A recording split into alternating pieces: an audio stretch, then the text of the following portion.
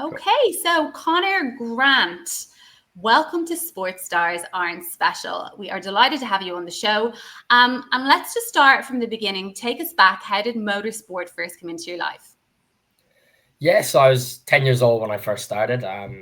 The story is I saw a video of F1 on YouTube and I went, this is cool. I want to do this.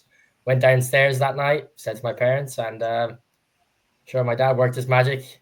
Someone he worked with actually raced karts. So we went, spent the day at a track, and sure, from there we were kind of hooked. You know, we got the smell of two-stroke oil in our noses, and then sure, it was we were hooked from there.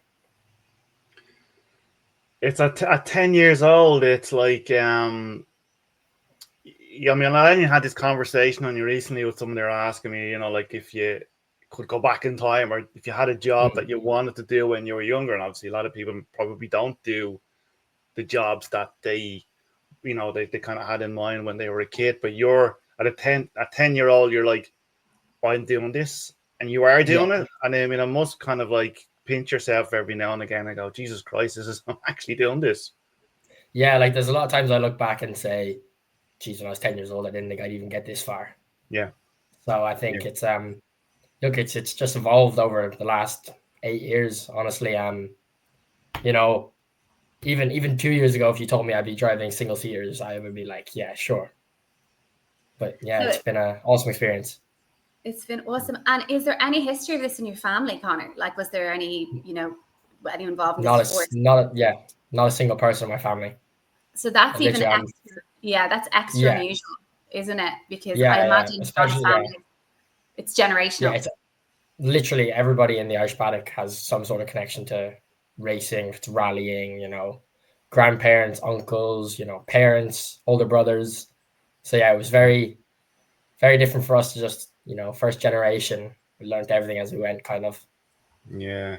Do you feel like a bit of an outsider then, or is the community like amazing and you're just accepted straight away, or is it just kind racing? Racing has a good community. Yeah, it's a great community. Like especially when you've been there for, I think it was 6 years I raced in Ireland, you get to know them like family, pretty much. A lot of the people, especially your guys in your team. So like you're seeing them every weekend. You're spending literally 8 o'clock to 8 o'clock at night with them, working together, because at the end of the day, everybody wants to win. So everyone's working together to do that. And obviously you've got your rivalries and stuff like that, but a lot of people are obviously really good friends outside of the actual track, but everyone understands that it's all for them when they're on track.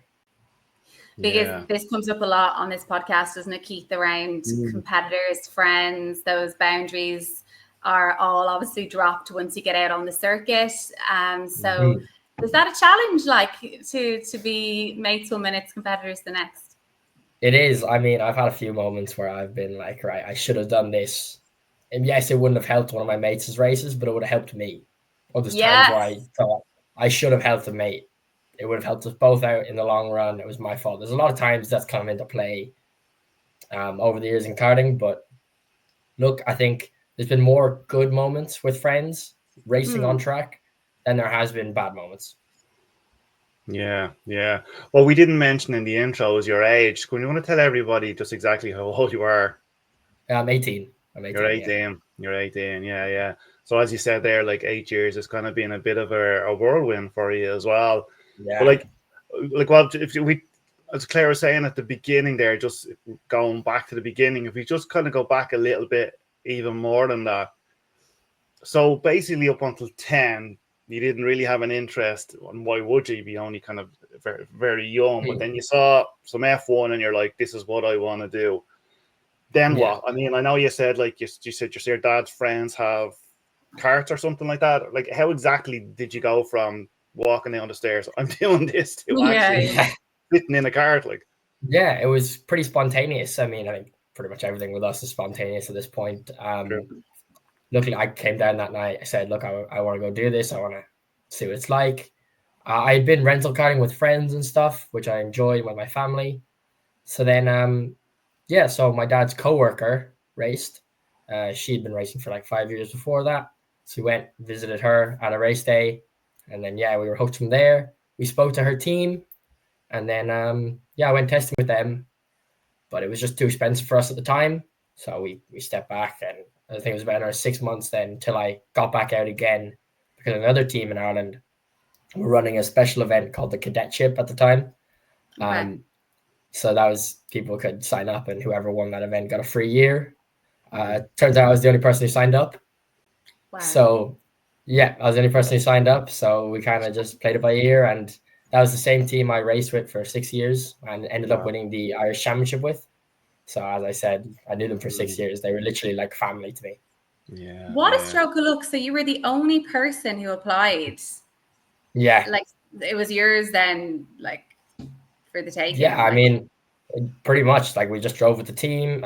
We didn't have the money to go and buy stuff straight out, so we were renting it every weekend, and we were pretty much for about 4 years.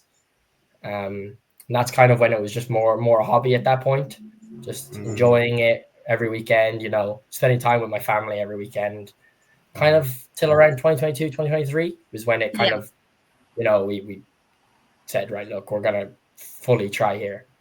And that's when I went on to win the junior TKC championship. It's a club championship.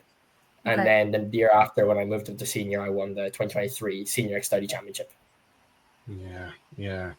Do you, so were you a natural at it? I mean, obviously to a point, of course you were. I mean, you're 18 and you're flying, but were you a complete natural at it, or was it, quite frustrating at times?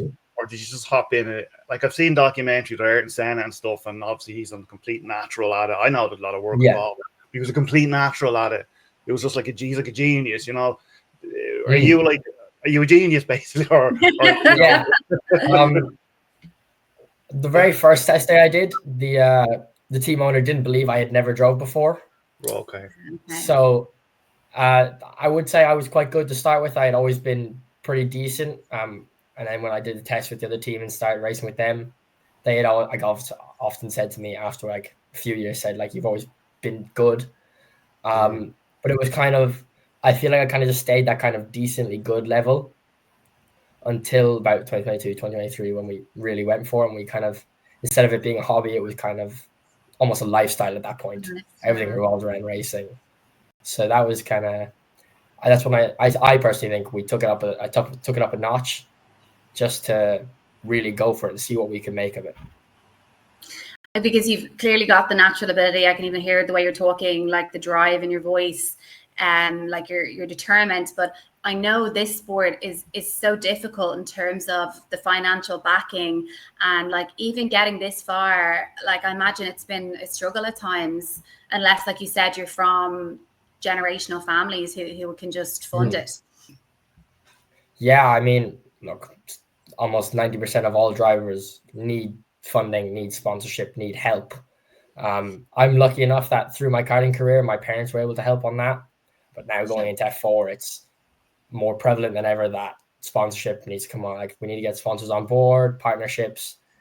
But yeah, as I said, 90%, even 99% of all racing drivers need help. There's the one or two that come from billionaires and stuff like that. But most average people, like we're just an average family.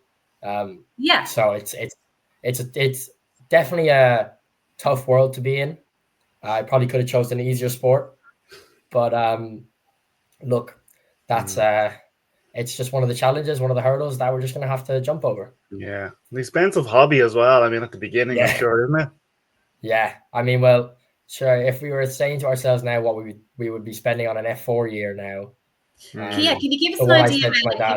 Like a snapshot. I suppose if you're not into the sport, it's probably hard to imagine, like like F4 costs. That would be really interesting. So with F4, it's all about the region. So you've got like all the European ones, Italian, Spanish, French F4. Then you've got British F4 as well. And then over in the US, you've got two types of F4. So the USF 2000s and 2000 ladder, which is the junior ladder to IndyCar. And then you've got the FIA spec F4 in the US. So some of them with the very big teams, the ones that all the F1 drivers went with who were rich at the time, could be pushing up to €1 million.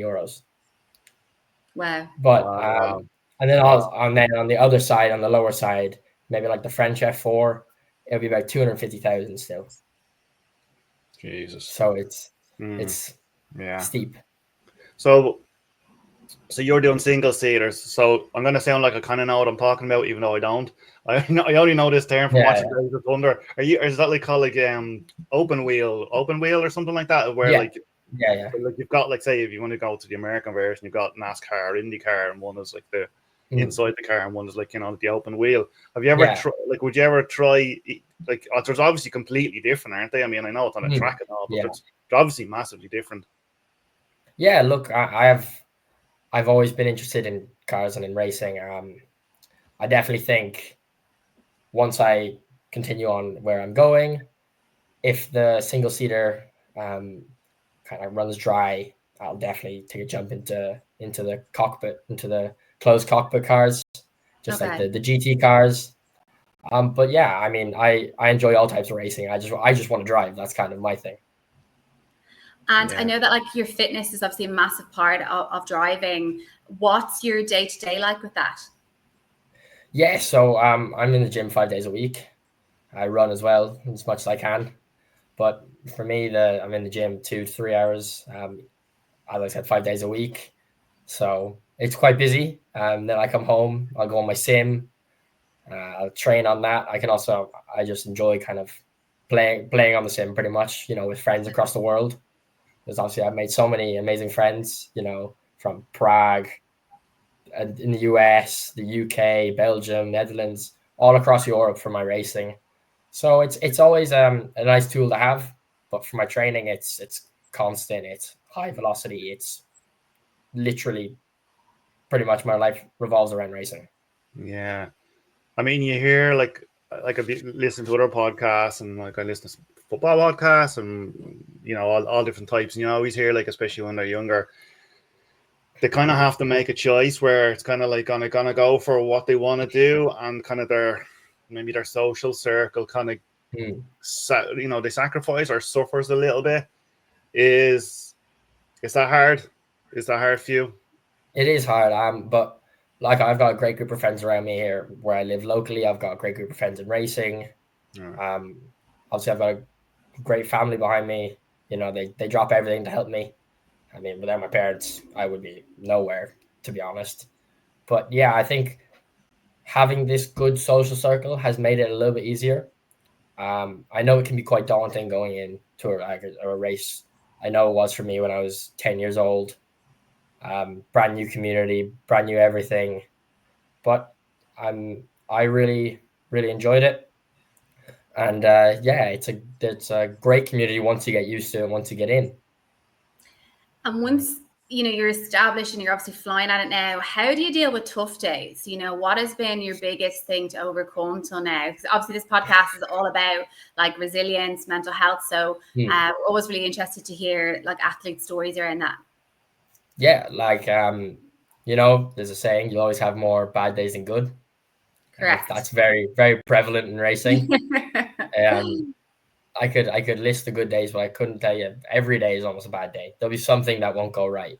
Yeah. But it's kind of just how you pick yourself up, how you keep going. And that's one thing I've learned from being 10 to 18. It's the life skills you never learn anywhere else. It's you've had a bad race. Okay, you've got another one coming up. What are you going to do? It's being able to just switch off any emotions you have and kind of go get the job done that you need to do. So, and I think all the life skills that I've learned from racing, you wouldn't learn anywhere else. I mean, I definitely wouldn't have learned it in any other sport. You know, it's the giving the feedback on the cart, anything we can make better, anything we can do, speaking to people. You know, obviously you come in, you're full of adrenaline. I know I've definitely had a few moments with my dad where we just lashed at each other because we're full of adrenaline and we're like, this isn't good, this isn't good, that's not good. And it's kind of the understanding how to control that, understanding how to keep keep a lid on it and just relax pretty much. Yeah. It's funny, like we had a similar conversation with Paddy, or the jockey PJ O'Hanlon, didn't we, Claire? And he said kind of something similar to you, where you know, with the having a bad day, and we're asking him kind of like how would he manage his bad day, and he was kind of saying sometimes he doesn't even have time to process it. I mean, I don't mean that in a bad way, but it's kind of like, as you just said, it's just go again, really, isn't it? It's kind of like, you know, you will process it eventually, but sometimes you don't even have time to think about it. It's just go again. Yeah, it's just literally pick up the pieces and what can you do better for the next race. Yeah. And sorry, go on, Claire. I would just wanted to ask, so do you actually work with a coach? It's just astonishing, like at it, like your mental like strength is so outstanding at such a young age. Like, how did you get to that point? Yeah, so for the first 7 years of my career, it was just me, my family, and the team I raced with, who obviously I did have a driver coach at the time. Yes. But I've had some work done on that side of things recently, just going into F4. You know, it's a little bit more high intensity. A guy who's just pretty much only a sports psychologist. Alan here, his name. He's incredible. So that he's very good. But for the first 7 years of my career, it was all just me. And I've created quite a good, like, I could say coping mechanism, but I can control myself quite well. So and I can control the nerves when I need to. Obviously, having nerves is good to keep you on edge, keeps you sharp. But I've learned over the past 8 years how to, you know, set yourself up in the right headspace. Solely. Give us your top tip for that. Our listeners would love to hear. Like, what's the thing that's up to you? Yeah, so my favorite one is I'll be sitting there ready to go for the race. Okay. And I'll just tell myself, look, you've done enough work to be here. You've worked hard enough. You deserve this. You deserve to be on track just as much as any other person. Because whenever I used to go to Europe, I used to look around and be like, oh my God, it's that guy. It's that guy.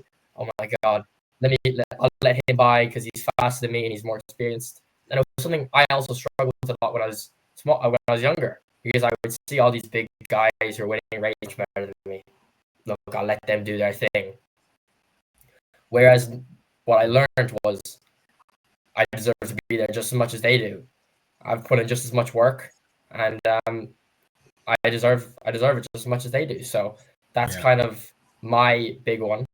Is whenever I feel a little bit overwhelmed, I just tell myself, look, you've done the work to be here. You work hard enough. You're doing the right thing. Believe in yourself, pretty much.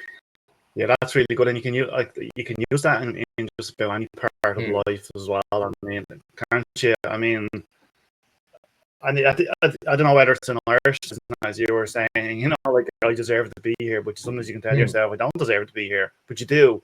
You know what I mean? And like you speak very, very maturely, like as if like you know you do come across like as if like you're older, like you've got more life experience, which is amazing as well because you're able to tell yourself those things. Yeah. And I suppose in a high pressure situation, if you're telling yourself that right before the race and you're telling yourself these things, it's that like I suppose it's the perfect time to tell yourself rather than sitting there telling yourself you're gonna fail. I mean, that's obviously not gonna help either. So, you know? I mean, it's always worked for me. And that's I tell that to everybody when everybody asks, like, look, how do you cope? How do you, you know, get yourself in the right headspace? And that's my pro tip per se. That it's just, you know, believe in yourself because, and if you've done it before, another one of my things was, oh, you've done it before, do it again. You know what you're doing. You don't need to have a game plan. You don't need to do any of that. You can never have a game plan in racing. Like everyone's like, oh yeah, I'm going to do this and this and that and the other. The second you drive out on track, it all changes. You can't control other people. So just believe in yourself. You know what you're doing. Go out and do your thing. Yeah. I like that. Yeah, I love that. And you know, it's coming across that it didn't take you long to get to that space. Is confidence something you had to struggle with, or did you get that quickly with when you had the coach you spoke about? It sounds very impressive, the sports coach. Yeah, so I'm always very confident in myself. As I said, I believe in my abilities. But I did go through a tough time in 2024, just racing in Europe, and he helped me get back on track. And sure, it was perfect. Just pretty much weeks later when we were back out on track. So it definitely helps. I mean, racing is just mental as it is physical. So it's there's so much to racing outside of just driving. That's true. That's true. Well, speaking of that, what about diet and stuff like that? Obviously, do you have to be quite strict with your diet? Yeah, so I can't weigh too much, but at the moment I don't have to diet like incredibly. I've still got the young metabolism, so I don't have to worry too Not much. jealous But at all. Not jealous at all. yeah, I'm still lucky enough with that. I don't really have to diet too much, but I do have to stay fit and stay in shape. Yeah. Get protein and everything. I have to have enough nutrition to be able to perform at the highest level. So simple stuff like that. Yeah. I think it's something that's probably not as understood about drivers, like unless you really start delving into it. About like I was watching Brad Pitt even prep to play his latest role and the fitness he went through to be able to do that. I thought that was really interesting. So I think it's kind of not as talked about, obviously, as much as in other sports, but like it's a massive part of race driving, isn't it? Yeah, it is. Like, I definitely know when I started racing when I started doing my first tests in Formula 4, after about the third or fourth session, I was dying. My head was flinging around in the cockpit. My arms were falling off. What does that feel like? Like, that just must be the most insane feeling. Yeah. So literally the second you start to turn the wheel, obviously all the force goes to the outside and your body just goes with it. So obviously we're in the cockpit, like there's stuff around, so my head can only go so far. But just have to let it go at that point. Right. But honestly, once you start getting used to it, I think the best training is actually driving yourself. I never really did training. So like the max you get in F4 is about 240 kilometers per hour, and that's kind of not the special point of single seater driving of downforce cars like F4. It's the cornering ability, obviously. But look, it's the same with karting for me. When I was starting, I was dying, and everyone does when they start karting. It's like they don't realize how physical it is, and after a day, they're absolutely destroyed. So then, over the years, I built up the stamina and kind of the feeling of driving in karts. Didn't really need to do too much working out and too much physical stuff. But now, like I said, it's 5 days a week. Right. Wow. And can you explain to listeners as well, like the difference between, like, obviously Europe and America, the scene that I suppose you're going into now, like your sort of 5-year plan? Yeah. So for us, we got an opportunity to race in the US in the late 2024, and we've been looking for opportunities in single seaters just all across the globe, pretty much, where I could go race, what I could do, and yeah, it opened up an opportunity for us. We went over, we enjoyed it. The environment is really good, and there's a lot of opportunities in the US now. Obviously, the US is growing exponentially with racing. Obviously, F1 is going 6 times a year almost. So it's becoming a really big sport in the US. Same with IndyCar, it's getting bigger and bigger each year. So that's kind of the plan for us, is to start climbing the IndyCar ladder and hopefully 5 to 10 years time be pushing our way into IndyCar. Yeah. So in IndyCar and NASCAR, they just go around in ovals, don't they? So are they only just left turns or right turns? Which way do they go? So in the IndyCar class, they do everything. So they do road circuits, street circuits, they do tracks, and they do ovals. They do everything. So it's actually a pretty much a mix of every type of driving, kind of. Okay. And it's a great series. Honestly, I really enjoy watching it, and getting the chance to go race in the US opened that door for me. So I would have never really known much about it or watched it or anything. But then after that, I watched it, and now I'm hooked. I watch every race. Even though we're like 8 hours behind on some of the races, I still watch all of them. Yeah. I used to love watching the IndyCar as well. I used to love it. Are all the cars nearly identical in Indy, aren't they? I know in F1 they can be quite different, but are they all exactly the same in Indy, aren't they? Yeah, so it's called the Spec Series. So everyone gets technically the same chassis. Obviously, every chassis is different. But the only thing you can really choose is your engine manufacturer. So you got Honda or Chevy. So you can only those choose are the two. Okay. Yeah, you pick either Honda or Chevy. And so that's kind of, IndyCar is it's a little bit closer in that aspect. Obviously, some people get better engines. That's just how racing is. That's just how, the luck of the draw. But it's unlike F1, it's not who has the biggest budget or who has the most experience. It's whoever gets out and does the best job. Right. So do you think that like Indy would be more driver focused if the cars are more similar? Would it be more? Yeah. Okay. Yeah, it's all about the driver at that point. Look, the team can make slight setup changes here and there, but if the driver isn't driving to his highest standard, look, in F1 maybe a driver doesn't drive to his highest standard, but he's got the best car, so he's still going to be able to finish at the front. Whereas in Indy, you could be first one weekend, and you just don't get it right the next weekend, and you're 28th. You're right at the back. Yeah. Like same with the Indy 500, you're like right at the back then. So it's completely different than F1. Obviously, you've got, and now in F1 you have the Red Bulls, the McLarens, all of those guys who you'll never see them struggle because their car is just better than everybody else's. So they never have to worry about, are we going to be slow? Are we going to be fast? How's the car going to feel? They know exactly what it's going to be like every weekend. Yeah. And your marketing, Conor, and your socials is also professional. It's really impressive.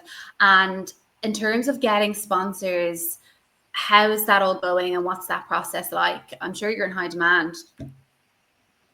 I wish. I mean, oh my God. I wish. I think that would change very fast because I mean, look, I looked a few months ago and I was like, what can I do to make it easier for us? And socials was one thing. I only had 1,000 followers, and I started working on that. We've grown now to about 60,000 on Instagram. Yeah, and about 38,000 on TikTok. So that's kind of going to help, hopefully. But yeah, you still get 100 times more no's than you'll ever get, maybe. So it's just about finding that right person, that one yes, that's all you need. And just gonna say that momentum.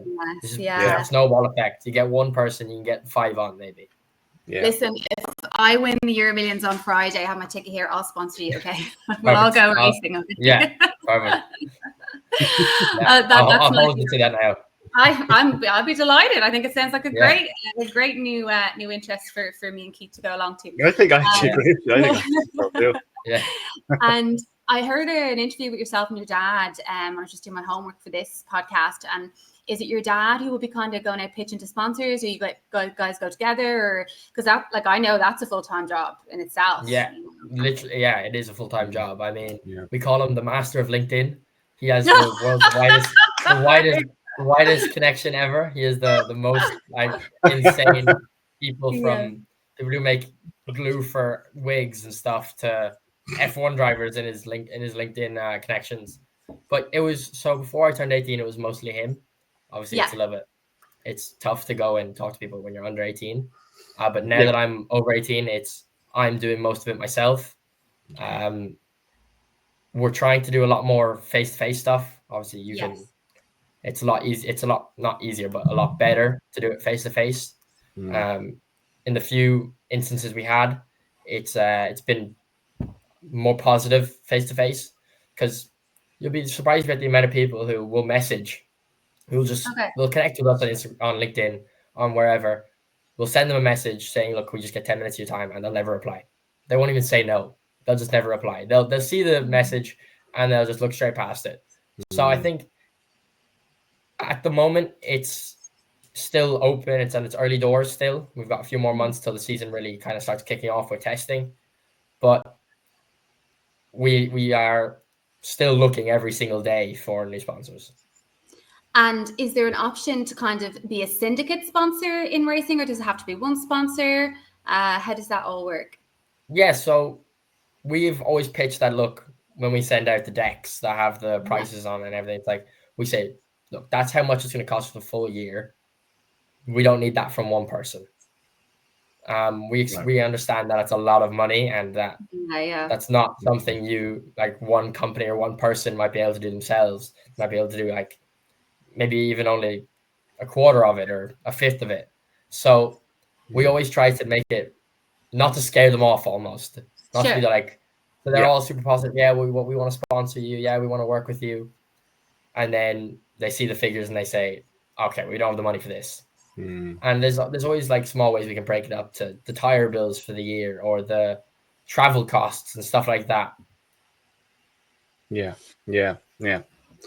It must be difficult as well. I mean, I suppose when some people see a total bill and they think Jesus Christ, but yeah, completely get it. When you break it down into smaller kind of increments, I suppose it's not as daunting for some people.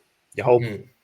Yeah, listen, we'd be delighted if we come across anybody to send them your way, Conor, if they're in that bracket, as we say. So, because I think it's a great opportunity, and you must get to obviously attend all the races if you're a sponsor in the paddock and that kind of thing. It's very glamorous. It is, and there's in the US as well. There's a lot of stuff you can actually do for sponsors. So, you can, I think, you can pay for them to be in the safety car, so they can sit in the passenger seat of the safety car during the races in the US. Along with, you can pay for them to wave the flag, the green flag, and then the checker flag at the end of the race. So there's other stuff, and you can get them, VIP passes to the races, a suite and stuff. So there's a lot of stuff you can do for a sponsor just at the track, and then also off the track as well. Yeah. If we can just change direction slightly, what I did there. We always like to ask the guests if there's anything, like, say, if there's any other sport they would like to try, or you have tried and you're like, geez, I'm not that great at that. Obviously your mindset is racing, but what about other sports? Yeah. Did you like anything else, or have you tried anything else? I played soccer when I was younger, and during COVID when we couldn't race, I played rugby for a bit. I enjoyed both of those. I love watching rugby. I love watching them. I definitely think rugby is a better sport to watch than soccer. But look, at the moment I'm focused mostly on racing. Obviously, I really enjoy working out as well. So you could almost say that's a whole sport on its own. Working out, running. It is, yeah. So that's kind of me. I'm big into fitness, so that's kind of my other big thing. And just before we move on, sorry, Keith, go ahead.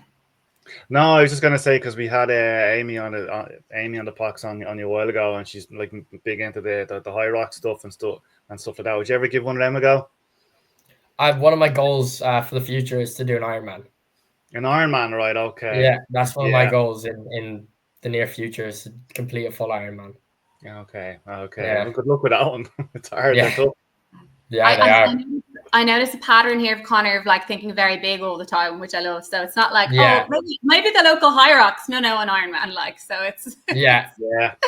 So if you don't dream big, you'll never make it. Yeah, you're absolutely right. And one of my favorite sayings is, fortune does indeed favor the brave. So you have to be brave, which you certainly have it in spades. And then we always do this quick fire fun round, Conor, at the end of every episode. So are you ready for your first question? Let's go for it. Okay, so dream circuit to race on? Probably Spa-Francorchamps in Belgium. And why is that, for people who don't know a lot about that? It's super iconic, it's fast, it's technical, it's got some of the best corners in the world. There's a corner called Eau Rouge, probably the most famous corner in the world.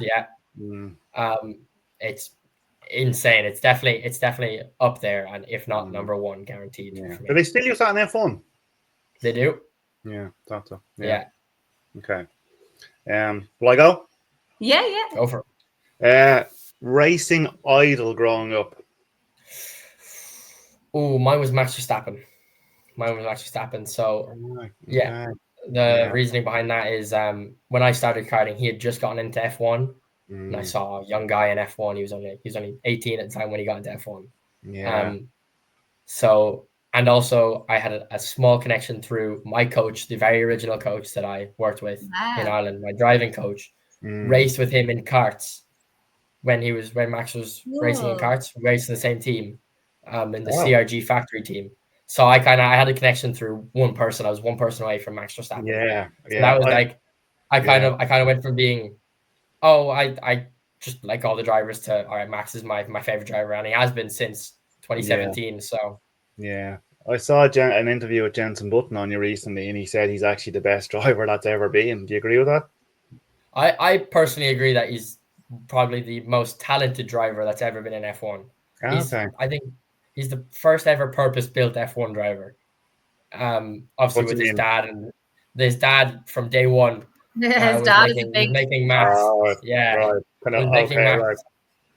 So because obviously his dad raced in F1 years ago. So the second he was born, he was pretty much given a steering wheel. Right. So that he was the first ever purpose-built F1 driver. Obviously, career-wise, Lewis Hamilton and Michael Schumacher have had better careers than him.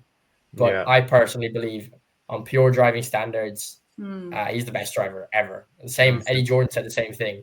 He said he had Senna in the car, he had Schumacher in a car, and he said if you put them all, Schumacher, Senna, and Max in the same situation, the same car and everything, he thinks Max would take it. Wow. So yeah. So I personally think he's the best driver. I know a lot of people disagree, but I personally believe he's the best by far. Wow. Because there's been a few sons, hasn't there? You've got Damon Hill, you've got Villeneuve, and Verstappen. Is that the only three? Mick Schumacher as well. Oh, Schumacher. Yes. His F1 career was a little bit shorter than Verstappen's, but they actually, Michael Schumacher is actually Max's uncle. That's so it's just gonna. Yeah. Oh, Max Verstappen's uncle. Like he's his godfather. Sorry. Okay. So they've been family friends for like literally decades. So him and Mick were born around the same time, grew up racing together, and then made it to F1 together. Okay. Sorry, Claire, we're going off on a bit of a tangent here. No, I was enjoying that tangent, and I can also join. It's not really what you call a quick fire round, but anyway. No, I'm also a big Max Verstappen fan. I found him fascinating, and the relationship with the dad fascinating, and like the whole dynamic, like it's incredible. And I think that's high praise. Like, he would outdo all those other notable mentions there. But I would agree with you there, Conor. Also, this is actually something I was dying to ask you. So off track, manual or automatic? You're driving your Oxford. Okay. No, okay. I actually don't have my license just yet. I will.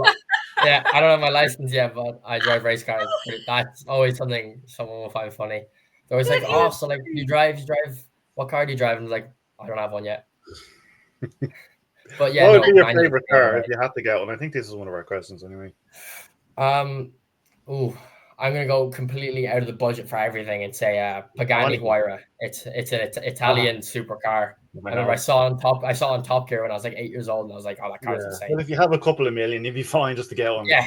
Yeah, we'll get one in the future. Yeah, some car.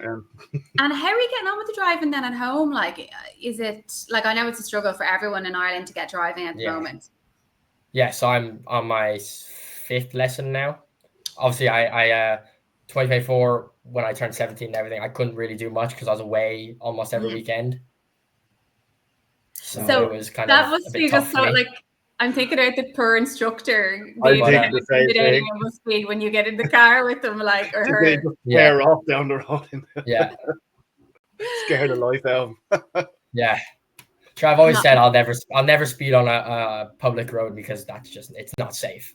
And look, I trust myself 100%, but I wouldn't trust everybody else.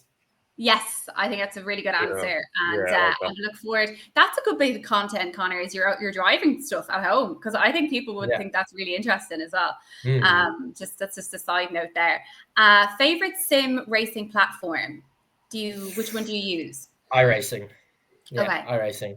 Yeah, it's the biggest sim platform in the world. Most realistic. It's what I use every day. It's what I drive every day. Okay. Interesting. Right, we one more thing, haven't we? Best. We got best. No, right. One more. Go ahead, Keith. Sorry. Yeah, I think I skipped ahead earlier on. Best pre-race superstition or ritual. I'm not really superstitious myself. As I said, it's kind of I trust myself. I don't need any superstitions. I'll just go out and do my job. But I know my dad has a superstition to wear the same cap every time. We won in Ireland with it, and then he wore it every single time we went racing after that. I just try to fuel up. That's one thing. Make sure I'm hydrated and everything like that. Let me think, is there anything else? I used to always make sure I wore a good pair of socks, like a nice pair, new enough. That was one thing.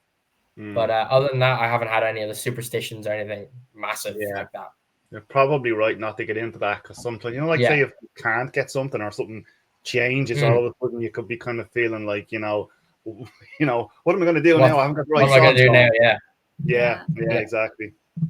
I have no access to blue socks like now. That means it's actually ridiculous when you start thinking about it logically. Like, yeah. Oh my! I don't have the right socks on. I'm gonna crash in this race. Yeah, exactly. Exactly. Yeah, ridiculous. Brilliant. Conor, thank you so much for joining us. I am fascinated and, like, you know, a serious talent, and I've no doubt that you're going to get the sponsor you need. I know maybe hasn't happened just yet, but like, it's a massive opportunity for the right person or the right group of people or businesses. Yeah. Thank you very much, guys. It's been You're a pleasure. very welcome, Conor, and thanks for joining us. We'll tag you and everything, and we'll stay in touch. All right. Have a good afternoon. Much, enjoy your day off. Bye-bye. Bye.